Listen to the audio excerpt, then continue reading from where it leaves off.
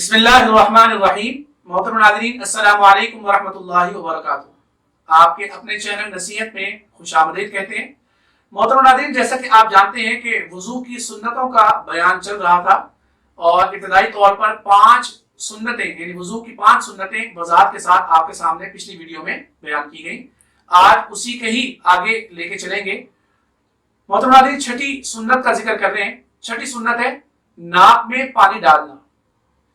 چلو میں پانی لے کر اس کو ناک میں ڈالنا، اور عام طور پہ جو ہے وہ غلطی ہم سے کیا ہوتی ہے کہ ہم چلو میں پانی لینے کے بعد اس کو ناک کا باہر والا حصہ گیلا کر لیتے ہیں، اندر پانی نہیں پہنچاتے۔ حقیقت تو یہ ہے کہ جو چلو میں پانی لیا اس کو اس انداز سے آپ ڈالیں تاکہ وہ جو پانی ہے وہ آپ کے ناک کی نرم ہڈی تک پہنچے۔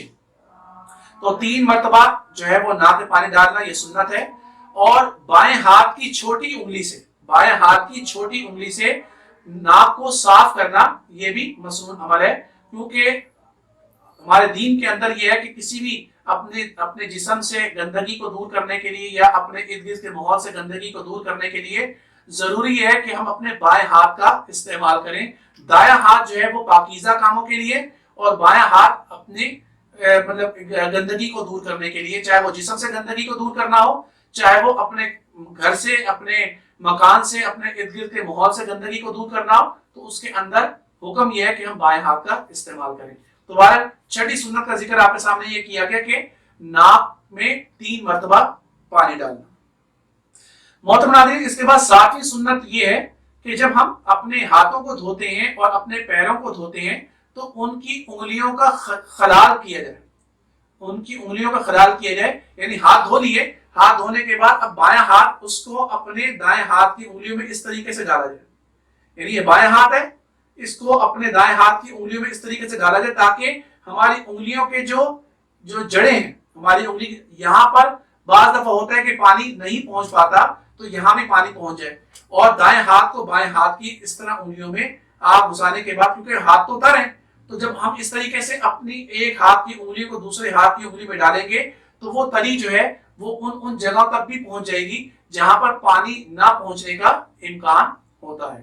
تو یہ عمل ہم ہاتھوں کی انگلیوں کو بھی کریں گے اور پاؤں کی انگلیوں کو بھی کریں گے، لیکن پاؤں کی انگلیوں کا جو خلال ہے وہ ہم ہاتھوں کی انگلیوں سے ہی کر لیں گے۔ یعنی بائیں ہاتھ کی جو انگلی ہے اس سے ہم اپنے پیروں کا خلال کر لیں گے اپنے ہاتھوں کو تر کر کے۔ اس کے بعد محترم ناظرین، جو اگلی سنت یعنی 8ویں سنت آپ کے سامنے بیان کی جا رہی ہے وہ ہے ہر وضو کو 3 بار دھونا۔